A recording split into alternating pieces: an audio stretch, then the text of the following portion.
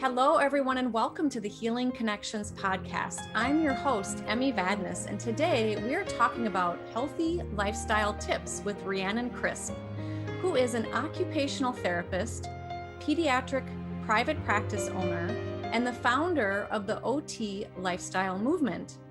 She is passionate about supporting occupational therapists to pursue meaning in their lives by weaving their passion into their work. Rhiannon is the host of the OT Lifestyle Movement podcast, where she interviews inspiring OTs from around the globe who are following the thread of their curiosity and doing things differently. Welcome, Rhiannon. Hey, Emmy, how you going? Wonderful. It's summer here. Got some fresh flowers, and I am so happy to talk with you because you are so inspiring with all that you share with all of us through various, through your podcast, through social media. And I couldn't think of anybody better to talk to about healthy lifestyle tips because you've accomplished so much physically, mentally, spiritually, with healthy food. And so I was hoping we could just talk a little bit about this today. So why don't we start with, what does it mean to have a healthy lifestyle? It's such a good question because I think you get so many different responses depending on who you ask for this question. When we think about healthy lifestyle and we think about health isn't just the absence of disease or pathology. It is this all-encompassing state of physical, mental, emotional, spiritual well-being. And it's interesting because well-being means something different to everyone. I think, what well-being means to you is different to me, but how we get to this state of well-being is through our rituals and our routines and our daily habits. And it's the little things that we do every day that accumulate and compound to this state of wellness. So for me, it's waking up early. It's carving time out of my busy day to do things that matter to me. It's eating well. It's moving my body. It's letting my face soak up the afternoon sun as it's setting. It's being outside in nature. It's swimming in the ocean. The list goes on and on and on. And I talk a lot about what I call lifestyle optimization. And it's this just tweaking our habits, tweaking our rituals, tweaking our routines, so we're optimizing them in some way. And I think about these pillars of lifestyle optimization. And even though well-being and health, looks different to everyone and how we embody that, there are these almost universal truths, like these things that everybody needs to be in this state of wellness. And I believe, and this is a belief, this is my own belief, is that it's eating well, it's moving your body, it's connecting with nature, it's connection to self and connection to others, like this sense of belonging. It's rest and it's purpose. So these are like the 6 pillars of well-being that I talk about in this sort of lifestyle optimization realm. But yeah, it's different for everyone. A lot of people probably know what will help them to live a healthier lifestyle: sleep well, get enough rest, eat well, although that's debatable about what that means. And people have different versions of what that means. And obviously this is a big topic and we can't cover everything here today. But what are some suggestions or tips that you can give to people on ways that they can optimize their lifestyle? What are some ones that you see, if people were just to tweak or dial in a little bit more, their lives could be so much better for them? So if we go back to those 6 pillars of lifestyle optimization, the first one that we often overlook is connection. And in this very divided world at the moment, and this isolated world. So many of us are sort of just confined to our homes. We're not connecting as much with other people. This brings a huge impact to our emotional well-being, to how we are, like, on that inside state and that state of mind. So connection with other people. And I have made such a conscious effort to connect more just with my neighbors. So I have a few elderly residents in my neighborhood. Next door to me, I have a man he's nearly in his 90s. And I'm just checking in on him and connecting with him. And not only is that good for him and helpful for his well-being, but it's also for mine. So just connecting with friends, reconnecting with friends, family, and people in your community. Eating, if we look at what we're eating today, so much of the food on the supermarket shelf is packaged, it's processed, it is made in a laboratory. There's just so many chemicals in there. And we're putting these foreign substances into our body, and our body doesn't know how to assimilate and digest these different quote unquote food types. So just being mindful, a lot of it comes back to awareness and being mindful of what are we actually eating. And what I teach a lot is around forgetting about all the marketing claims, because there are so many different things out there saying that they're organic, but they may not be. There's certain hoops that the companies actually have to jump through to get certain labels on their packages. So they may claim to be something that they're actually not. So just focusing on that ingredients list, because I don't care what percentage of protein or carbs or fats is in my food, as long as it's whole, real food. Because something could be made up of a lot of chemicals, but if I'm just looking at the protein and the carb and the fat percentage, and I'm basing my eating habits off that, then that is not going to be doing any good for my body. And we've got to remember, food is fuel. So this is going to impact our energy levels, our sleep, our ability to regulate, how our immune system functions. So it has such a big flow-on effect to how we show up every day. Yeah. So if we, just focus on that ingredients list and just have a look at what is actually in this food that I'm eating. Mm-hmm. And better yet, choose whole foods, choose something that is, straight from the garden, like grow your own, make conscious efforts to bring real, wholesome, nourishing food into the kitchen. Yeah. You mentioned emotional well-being.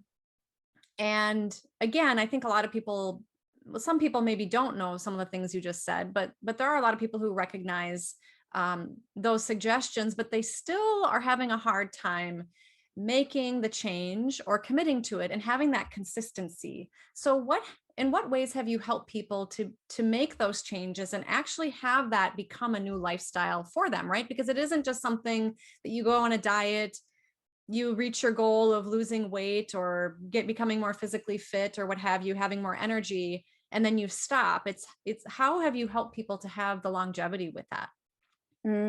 That's so true, because what happens is we have these deeply ingrained belief systems. So our habits and our rituals and our routines are based on what we believe. And if our belief system isn't supportive of this new habit that we're trying to integrate into our lifestyle, it's not going to stick. So we need to be presented with new information and education. And this is how we change our belief systems. So we are more open to trying different things that may support a better lifestyle. So we are in this state of well-being. Mm-hmm. And when we look at belief systems, these are just shaped from our environment. They're shaped based on where we live, our culture, that media that we're exposed to on a daily basis. And so being really aware, so coming back to this awareness around what we are feeding our minds, what we are tuning into and what we're tuning out of, and being conscious around the choices that we're making based on these belief systems. And so often we will get so tied to a certain belief, whether it's around food, whether it's around movement, whether it's around any sort of habit or ritual. And it can be very hard to let go of. Habits are the hardest things to change. It's so hard to change things that we've been doing for years and years and years, and for things that we've believed for so long. So when we find ourselves in this state where we have this full conviction of whatever we're doing is right and everything else is wrong, and it's only this one way, and we're so narrow-minded on whatever it is, it could be that I'm vegan and we should not eat meat, or it could be that we must all be doing yoga and not CrossFit or any other heavy lifting or anything like that. You know, sometimes we get so focused on something that we repel any other idea. And when we get in this state, when we find ourselves really evangelistic about something, we need to come back to our center. And then we need to almost immerse ourselves in a different worldview. We need to immerse ourselves in belief systems that are completely different from our own, to see what other ideologies and beliefs are around there, and hold these opposing beliefs that we have, ours and someone else's, in almost this tension, and just sit with it without judgment. Because, you know, there's not one path to wellness. There's not one guaranteed path to how you should live a healthy life. It's different for all of us. And this is the beauty about it, is that we need to find what brings meaning to our life. And whether that is yoga, whether that is growing your own food in the garden, whether that is surfing in the morning, or going and sitting with your neighbors in the afternoon, find the pieces that resonate with you, and start slowly integrating them into your lifestyle. But it starts with assessing and being really real with ourselves when it comes to those belief systems. Yeah, those are great suggestions. Definitely, we could all use other perspectives, which is why you and I have podcasts to talk with people and hear and, you know, learn from other people's journeys, and then integrate new ideas into our lives and see what works for all of us. How much do you think stress impacts a person's ability to make changes for a healthy lifestyle? Massive. You know, stress is the biggest contributor, I believe, to disease, to dis-ease in this day and age. We are so completely stressed out. We have got so much on our to-do list. We are just running around, and sometimes without a real purpose, or without carving out that me time in the day. Stress is just a big killer.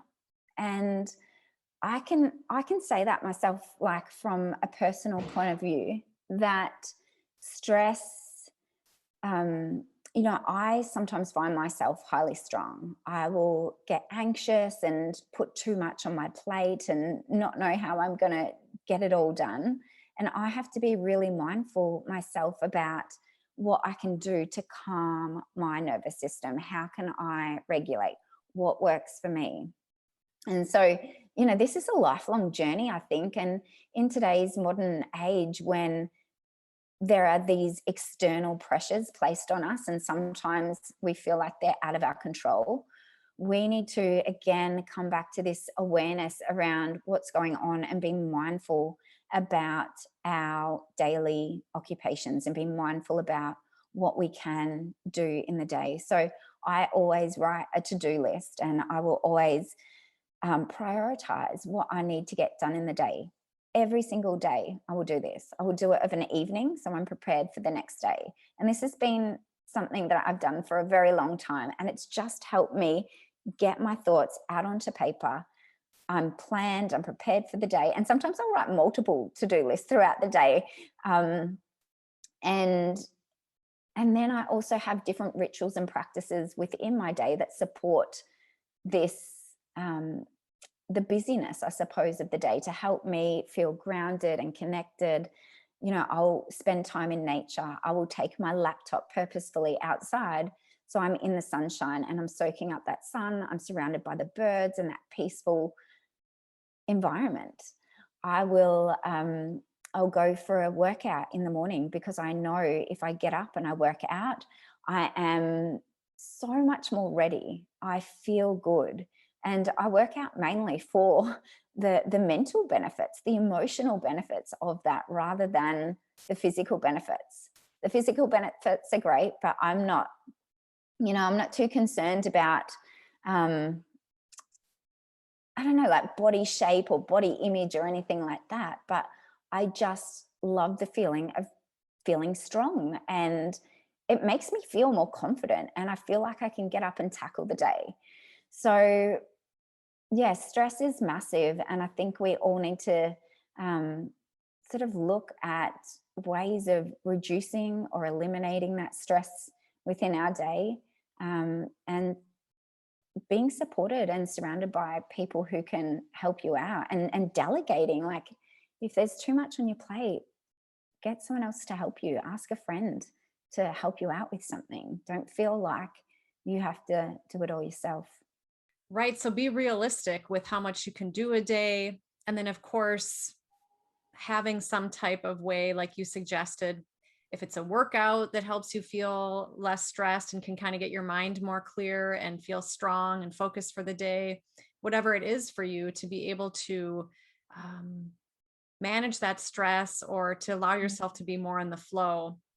Then that's a really good point about being realistic about how much you can do in a day, because those to-do lists, right? I mean, you're right. It is. We're going to have to-do lists until our last breath. That's it. Like, there's always stuff to do. And whether it's home stuff like the washing or the dishes or getting the kids ready, or work stuff, the list is never ending. You are always going to have things that are rolling over to your list to the next day, and then the next day and the next day. But just getting realistic with what you can fit in, and carving out time in your day for you. If you don't do this self-care, and I feel like this is something that has just been spoken about so much, is self-care, me time. But it's true. Like, I carve out time in my morning. So I wake up at 4:40 in the morning. I go do my workout while the kids are asleep. I come home, I have my shower, I have my morning routine and rituals that I do. And then I have about half an hour spare before I have to get the kids up and get them ready for school, where I spend my time in my creative genius, like my creative zone. This is what I love. This is my passion. This is my purpose. This is what brings me joy and lights me up, is creation and creating content and sharing my light with others. So this is where I'm doing a lot of work for the OT lifestyle movement. And if I didn't do that, I'd wake up, I'd get the kids up out of bed. I'm already almost in this reactive mode, and stress levels are already high, and the kids start fighting. And I'm like, oh my gosh, I haven't prepared my mind and my body for the day. I haven't primed it, just so I'm already in this good state of mind. And so rather than being reactive to the day, I want to be proactive, and I want to make sure I look after myself first, put that oxygen mask on myself, and then I can take care of those around me, and I can show up better. I show up so much better when I do these things for myself. And if I didn't do them in the morning, they wouldn't happen. Life gets in the way. So I think having a morning ritual and a morning routine is super important. And I'm not saying you need to be a morning person and wake up super early, but just have certain things in your morning that you do. And you'll find these habits and these rituals, once you start them, they will continue to flow on. It's like brushing your teeth. Maybe you do a 10-minute meditation practice in the morning. Maybe that's your thing. Maybe it's doing 20 minutes of yoga. Maybe it's going for a surf. Maybe it is reading a book or writing in your journal or doing something for you, whatever that is. I don't care how unconventional it is. Maybe it is going to work on your car. Maybe it is, whatever, I don't know. But whatever brings you joy, whatever helps you to get ready for the day, make sure you do it at the start, because at the end of the day, things happen, problems show up, and it doesn't get done. And then you say, oh, I'll do it tomorrow. I'll do it the next day. I'll do it the next day. But life will always get in the way. So morning routines and rituals are super important to me. And I think it's been a big game changer. Yeah, it really sets the tone for the day, doesn't it? 100%. Yeah, it's like having that intention. It's creating how you want the day to unfold. And I completely agree with you. For many years, I wanted to have a morning yoga practice and a meditation practice. And I commuted into Minneapolis and, was doing what you talked about, jumped up to the alarm, barely had time to make a smoothie and jump in my car and then get on what I call the parking lot on the freeway. And but I've created my lifestyle so that I can have that space and that time in the morning to set the tone for the day. Because if we don't, you're right, we get into reactive mode. So can you share a story of how you've helped somebody to transform or make even maybe small little changes in their habits and routines to have a more healthy lifestyle? If I bring it back to my pediatric OT practice, so I've been working as a pediatric OT for 8 years in my own business. I was working with a little boy. He was about 3 years old, up in Catherine. So it was in the middle of the Australian desert, and there weren't a lot of resources. There weren't a lot of therapists or any sort of services really up there. And I was working with him on a lot of things, actually. He had a lot of different goals. He was just diagnosed with autism. But one of the things that I noticed, because I go to the home, so I love immersing myself in the home environment, because I get to see what's going on at home. What do their lives really look like? And this is just invaluable. Like, the information and the understanding and the awareness that I get from this immersion is just profound. Like, it's nothing that you can get from sitting in a clinic talking to a client trying to imagine what their real life looks like. And I would see what he would eat, and he'd help himself to what was in the cupboard and what was in the fridge. And his diet consisted of very white, bland, processed, highly refined, sugary foods. And Mum didn't know any better. Mum was doing the best that she could with what she knew, feeding him, cereal in the morning and highly processed treats and snacks during the day. And then he didn't eat any vegetables or fruit. So dinner was rice and just plain pasta. So he wasn't getting a lot of nutrients in. And I did a lot of education with Mum around the importance of nourishing the body and what that looks like, and really meeting her where she was at. So not jumping to crazy ideas on nutrition, but really just small steps. And she was keen to start implementing change for her child. So we just started looking at the back of packets and started reading what was in the foods that he was eating, and slowly started creating change by swapping out the foods that he was eating and trying to encourage different choices. And this was a big process. So, initially it was like he was eating rice bubbles, and we wanted to try and integrate, fruit or something. And it was such a slow process of just food play and getting him to touch the food and smell the fruit and play with it and become comfortable. So, but over the period of a year of just being consistent with offering different foods, with being consistent with forming this positive relationship with food and different foods and lots of variety, that he started to trial and taste different foods, and his diet changed. A mum noticed when his diet changed, so did his ability to learn. So did all the other things that we were working on. So attention and concentration and ability to focus, all these things, like his sleep improved. He was able to sleep throughout the night, and he was able to get to bed earlier. He wasn't hyperactive of an evening. All this matters, so just taking those small steps, knowing that there's no quick fix. There's no quick fix. It's the slow path to the habits and the routines. It's the hard work. It's this hard work that we were talking about at the start of this conversation of habit change. Changing habits is hard because they're based on these belief systems that we have. And her belief systems was that this cereal, this muesli bar, and these chips and all these things that she was feeding because of the marketing claims on them that, and the kids, they're brightly packaged containers and bags and different things.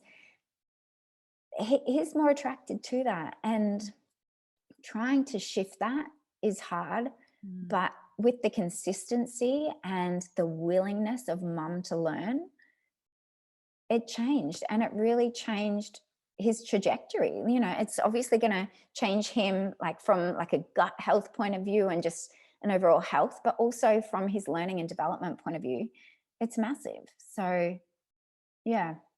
But with any of the clients I work with, whether it's movement, like we're trying to incorporate more movement into their day because we understand their sensory profile and that maybe they need more movement in their day so that they are more regulated and so that they can attend and concentrate in the classroom. Can you share a little bit about what a sensory profile is for non-OTs and what regulation is? Sure. So we all have different sensory profiles. We are all individuals. We are all unique. And so our sensory systems are, so we learnt the 5 basic ones at school: smell, taste, touch, sight, and hearing. And we have 3 invisible senses. And this is our sense of proprioception, which is heavy work and using our muscles and our joints. We have vestibular, which is our vestibular system's located in our inner ear, and it detects movement and where we're moving and how fast we're moving.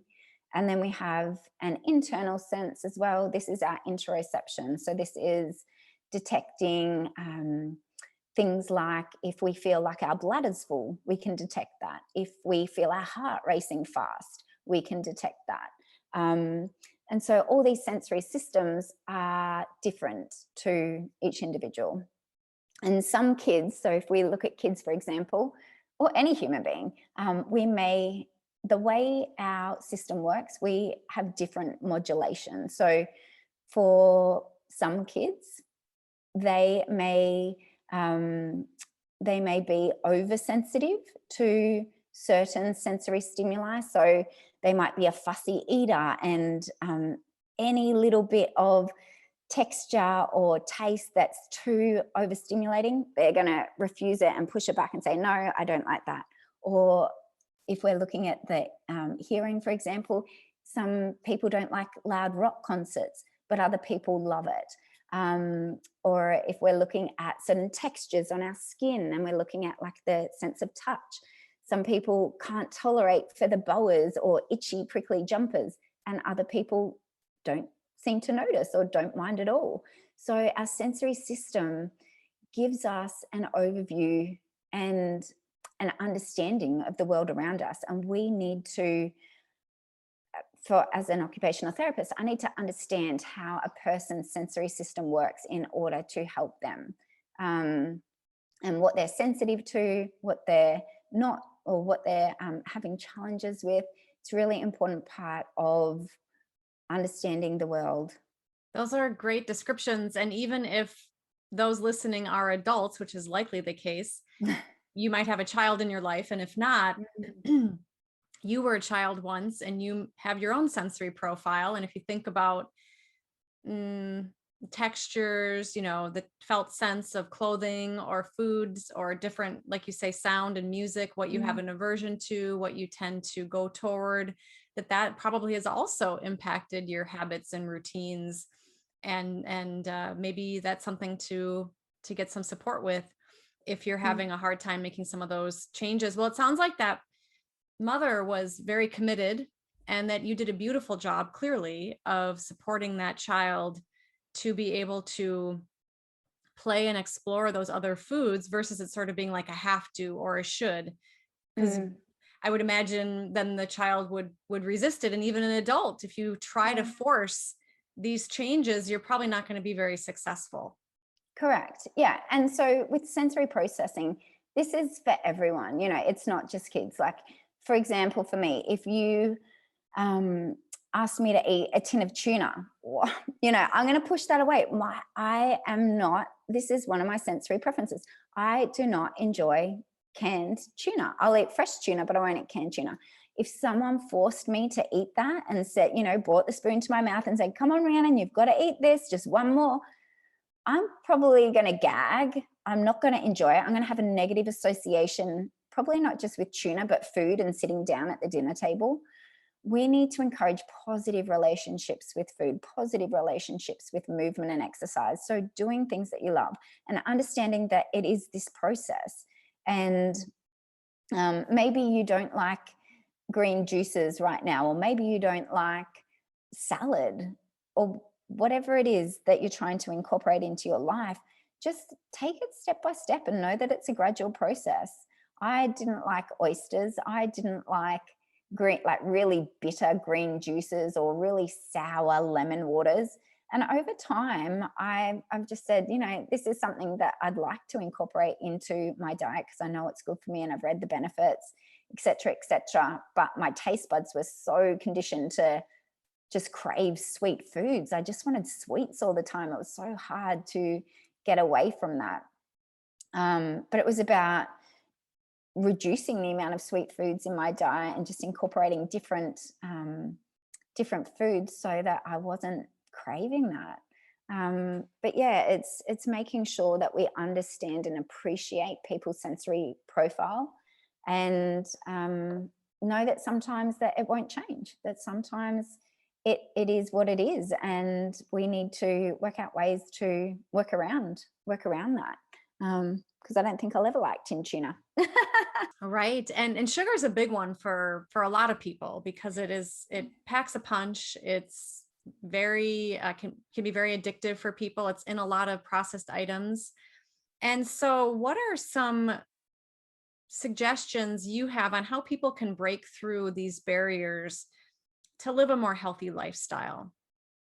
I think it's awareness. Like, I honestly feel like when you are aware of what you're doing, then you are at the first step of that change.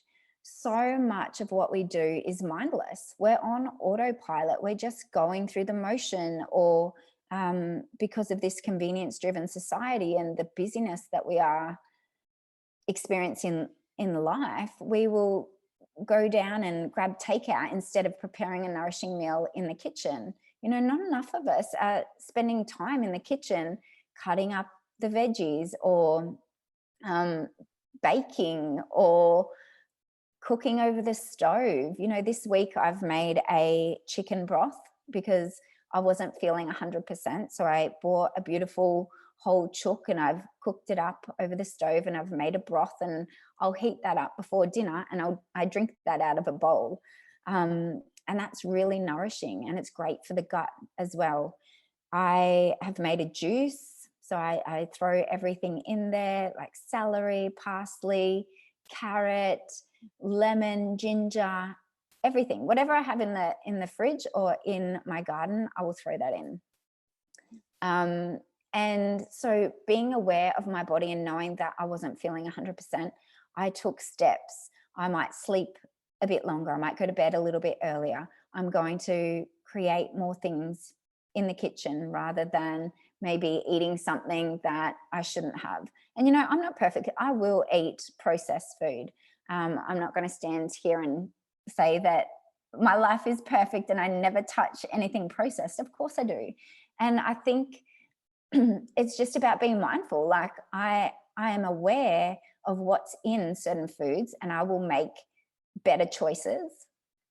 But I will sometimes have something that I know isn't great for my body, but that's the exception for you. It is, and it's not consistent. You know, this is just something, and I'm okay with that. And I think where so many people go wrong is that they have all these like negative emotions associated with it, and then they might go and overeat. They're like, oh, I've had one, so I'm just going to eat the whole packet. You know, I've had 4 little pieces of chocolate, I may as well eat the whole block because I'm going to eat it tomorrow anyway. Or they just get in this mindset that what they're doing is so bad and so wrong. Whereas I've totally detached from that, and I'm okay eating a lolly snake or okay eating something. You know, and this is very different to my mindset actually, say 9 years ago. When I had my daughter, I was just convinced she'd just eat the most perfect food for her whole life, and I'd only give her nourishing food because I knew that's what she needed and that's what she was going to thrive on. But as she started to get older and she'd go to preschool, she'd see what other kids were eating, and they were eating packaged processed food. Kids would bring in cupcakes for their birthday that were bought at the supermarket. So they've probably been sitting on the shelf for a day or two, who knows. And then because I said in her requirements that she couldn't have any food from outside sources. So she would sit out on those special occasions when they were celebrating someone's birthday, and she wouldn't get a cupcake. She'd sit there with nothing. And that broke my heart because she would come home crying, and I couldn't deal with that. And sometimes those psychological happenings, occurrences, you know, events, that is going to be more damaging. That is more trauma to the body than what actually eating the food is. So when you look at the trauma of eating a cupcake compared to that long-term psychological damage of I can't touch it, having a negative association with the food, everyone else gets to join in, I'm left out, I'm an outsider, what's wrong with me, I'm bad, I'm no good, I'm not good enough. That broke my heart. And so that was a massive wake-up call for me to be like, it's okay. Yeah, okay. So now my daughter can eat. If there's shared food, that's okay. But I've taken the time to educate her on, you know, what is healthy food and what's good for your body and what's not healthy food. And she can start to make, she's 8 and I've got a daughter who's 5. They can start to make their informed choices. Of course, they're going to go for the processed sugary food any chance they can get. They're kids, right? They don't have that self-control. Having said that, you know, they are pretty good and they will kind of stop and think. But I just wanted to make sure that I didn't raise them with this really negative association with food. So yeah, for anyone listening, you know, I don't know if you can resonate with this, or if you're just starting to bring up your kids, or even for yourself, just have a positive relationship with your food and know that it's okay. And, you know, just be okay with it. Yeah. And be gentle with yourself because it is a process.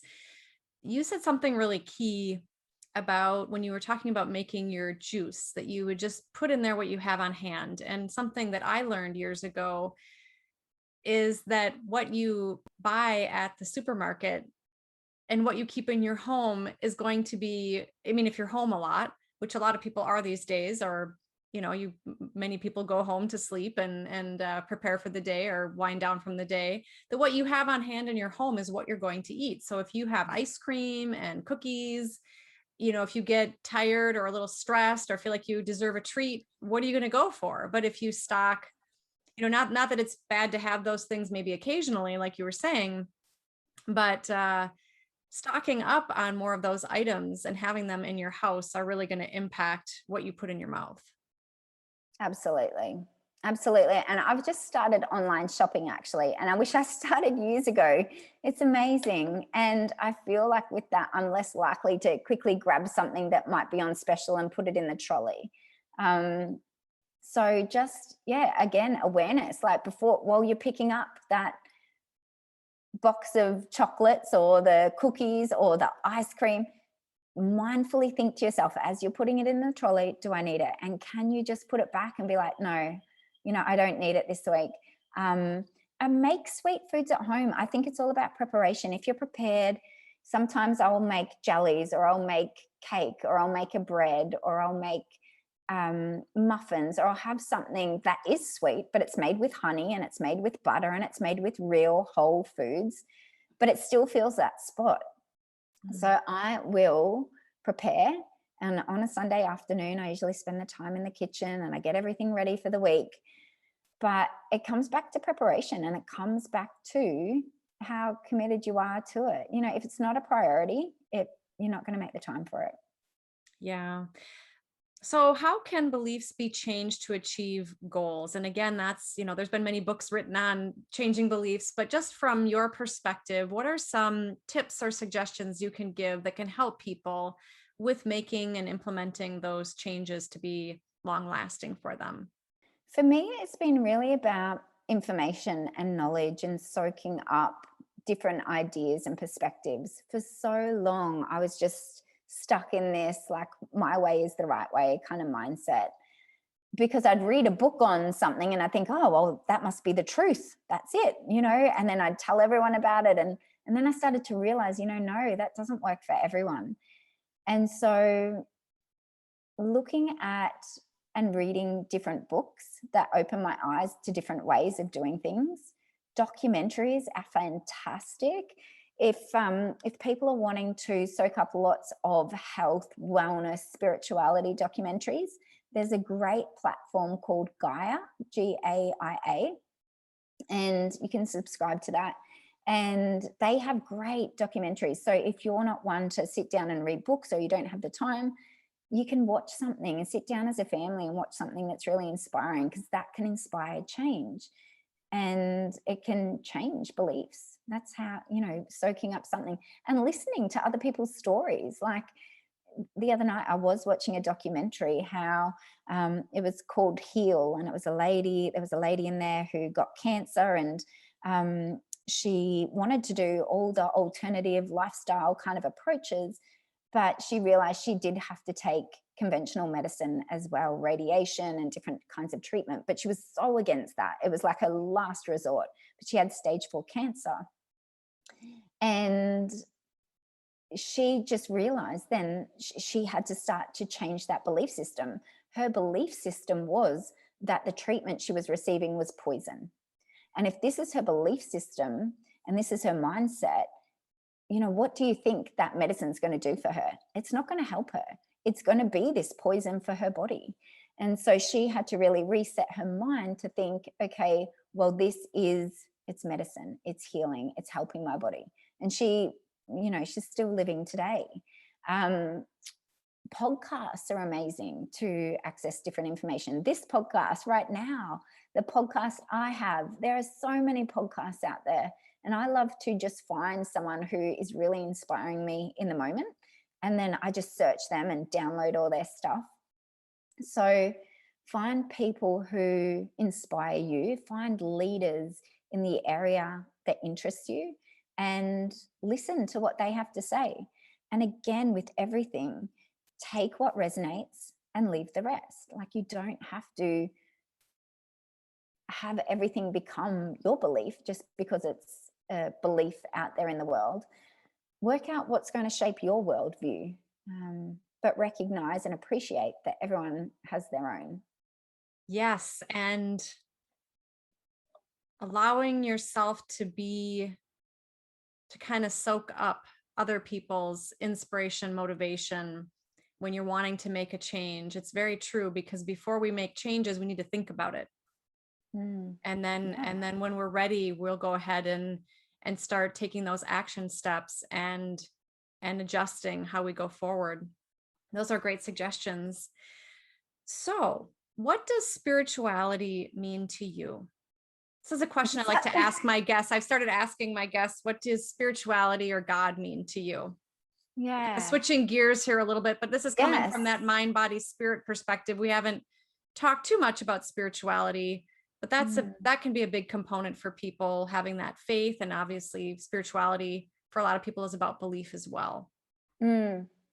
You know, for so long, I don't think I even knew what spirituality was. You know, it's not something you can see, it's not something you can hold, it's hard to define. Like, what is spirituality?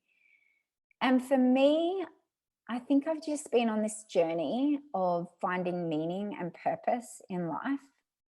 And that's what it means to me. It means finding your purpose, following the thread of my own curiosity and doing things that matter to me. And this is why I created the OT lifestyle movement, was because it was something that lit me up. It was something that personally I felt very attached to, because it was my part of my own journey of discovering what occupational therapy really is, because I kind of felt jaded by the profession. I felt like I didn't belong or it wasn't for me. And I started studying other things. I started to, I became a personal trainer. I got into essential oils. I started working as like a diabetes educator, all away from what I had studied at uni. And then something kept pulling me back to OT. And then I realized that there were so many other OTs out there who had similar feelings and similar thoughts and similar experiences of, what is OT? Do I belong? What's possible within the profession? Can I integrate my own understanding of health and well-being into the profession? Can I look at integrative approaches and not just sort of stick and adhere to the medical model? You know, what can I do? And I just found that connecting with these other awesome OTs who are just questioning the possibilities, I realized that I wanted to create something to not only support myself and my own personal and professional development, but also to support others. And this has, it's given me purpose. Alongside my pediatric private practice, this is something that almost started as a hobby. It really did, because I wasn't making any money from it. It was just to support others and to create a community of what I initially thought were like-minded OTs. But now I've come to realize that it's really diverse-minded OTs. Like, it takes so many of us with so many different minds to learn from each other. And so spirituality is connection with other beautiful humans and following your own passion GPS to live out your purpose and to discover your purpose. And unfortunately in life, I really feel that people get to the end of their life and haven't fulfilled their dreams or their ambitions or the things that they wanted to do, because again, life got busy and life got in the way, and they didn't carve out that time in the morning or in the evening to do something that matters to them. So, and if you look at, is it the 9 wishes of the dying? I can't remember. It was that nurse who interviewed people who were dying, and she asked, what's one regret? Oh yeah, the regrets. And it was that one of them was, I didn't live a life that was true to me. So it's also just being aware of the influences around you and ensuring that your life is going in a direction that you want, and it's not influenced by other people or society or the world or what you think you should do. If you weren't consumed with thoughts of what you should do, what would you do? What just feels right? What feels right? And follow that. Very well said. Yes. And believing in yourself. And I'm so happy for you that you found that meaning and purpose. And that's one of my missions as well, is supporting people with finding that, which is another way of accessing that or connecting with that, is through intuition, which is your own inner knowing, right? Is what is that knowing you have in you, to make those choices in your life, to live a healthy, happy, which is really what we're talking about when we say healthy. I think, I mean, it's being well, but it's also, being happy and feeling good and being able to live as long as you want and being able-bodied and having your mind and your senses be as intact as possible. And one of the missions in my life is to educate people on healthy ways to live, and through all sorts of options, one of those being integrative health, which I'm so grateful to see that it's growing in the time that I've been a part of it. And I want to thank you, Rhiannon, because we have teamed up together and we created the OT Wellbeing Summit. And I know that we're now reaching a lot of healthcare professionals through that. And I'm wondering if we could just take a minute or two, if you could just share a little bit about what that summit is all about. And because I know we're both really happy with it and fired up about all the goodness that's coming from that. Yeah, it's amazing. And we've had so many positive responses of people, of occupational therapists who are wanting to step more into this space, who are wanting to integrate more integrative and complementary approaches into the work that they do. And, for me, it started a while back when I was like, I was on this personal journey and I wanted to use, I suppose, some of the strategies and the ideas that I was using in my own personal life in my practice. And I didn't know how to go about it. I didn't know if it was possible. I didn't know if it was within scope. And I started to realize so many other OTs had the same questions when it came to diet or Reiki or coaching or acupressure, intuition. Like, what's even possible? How can we do this? Like, is it being done by other OTs around the world? And if so, how are they doing it? What are they doing? What does a session look like? I want to know. I wanted to soak up all that information. And I know you have been in this space for so long, Emmy, and you have been such an inspiration of mine. I remember signing up to your newsletter and one of your original holistic OT courses many years ago. And I was just like, gosh, I'd love to soak up all your knowledge and all your wisdom. And yeah, so here we are, having teamed up and interviewed incredible OTs from around the world who are doing things differently and who are doing things that aren't taught at OT school or at university. And we wanted to share this with every other OT so they could access this information from real OTs who are doing this in their real life practice. So we can all do it. And it was just amazing to listen to these occupational therapists, because I think, like, knowing that it's possible is one thing, but then knowing actually the practical tips and tools is another. Like, okay, I want to incorporate Reiki or I want to incorporate something, but how do we make sure it's occupation focused? How do we make sure that it is within our OT framework? What models are we looking at when we're using these approaches? And to really, really give us that confidence and the competence to work in this space. Yeah.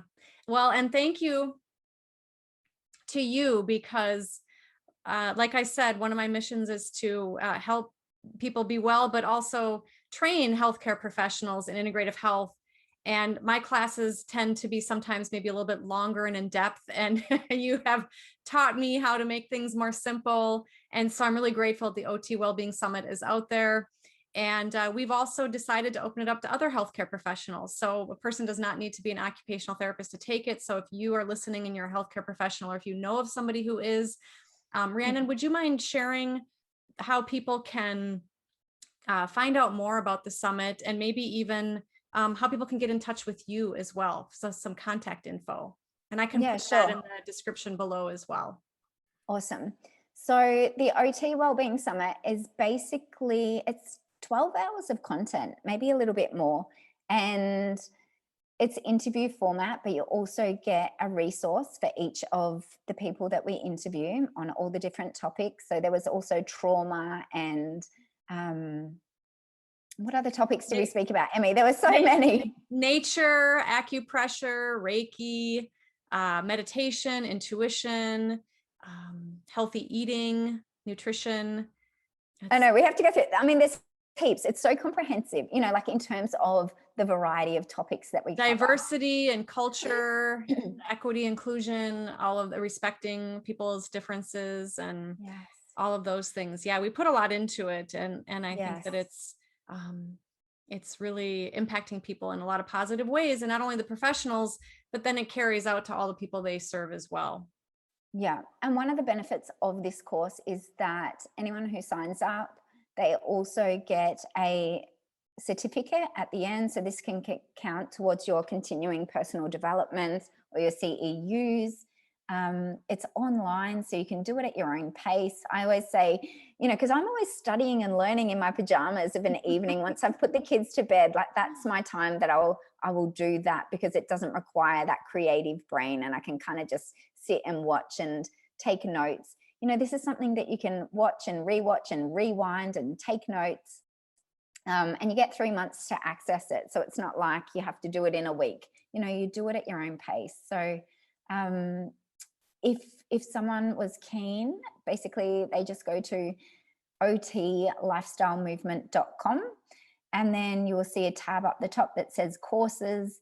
And then on that page, you will see the OT Wellbeing Summit. You click on that. All the information is there on the presenters, who they are, their bios, the information on what we are speaking about and what you will get out of it. And yeah, and they can sign up through that link. Also on the website is the podcast that I have, and a blog and a bit of information about me.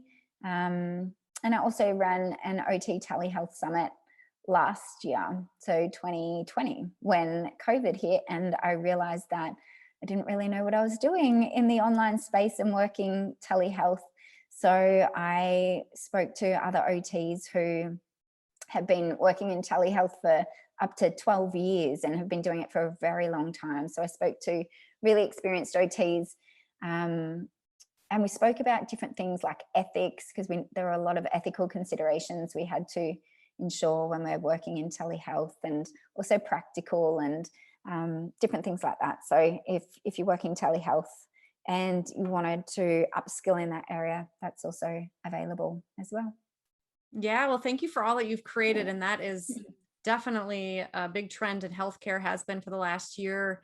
And I think that it's going to stick around. Certainly people are going back in person in certain cases, but having that access to do what we're doing here has really revolutionized how we all connect, even though yes, being in person is always wonderful, but this is also a close second, or or definitely well, I'm creating a documentary at the moment, actually, and that will either come out, it'll maybe at the end of the year, but I had these big visions and plans to interview everyone in person, and then it was so disheartening to think, oh, I have to do it all over Zoom. The audio quality is not going to be as good. But I think, it comes back to this mindset and just reshifting and reframing your thoughts and your beliefs that, this is what it is. And, whatever if you continue to mull on that and marinate those thoughts, it's just going to fester. And it's just really about shifting that mindset and moving forward. And my sort of hashtag quote that I'm always using on Instagram is one occupation at a time. So it's like creating change one occupation at a time, or moving forward step by step, one occupation at a time. And I think that's so meaningful to our profession, because obviously it's all about occupation and what occupies our time. And without occupation, without activity, we don't achieve anything. We can manifest until the cows come home, but if we're not taking action in whatever it is that we're doing, then we don't achieve those goals and those dreams and those big ambitions. Absolutely. And the occupations that we engage in can impact how healthy our lifestyle is or not. So we hope all of you do your best to make those healthy choices as much as you can. Be gentle with yourself and know that it's a process.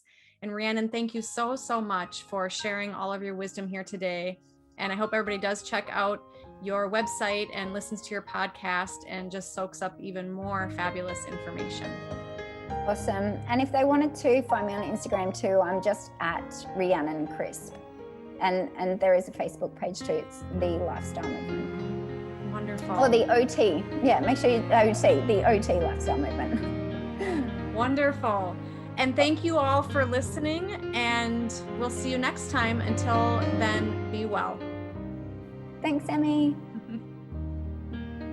You're very welcome.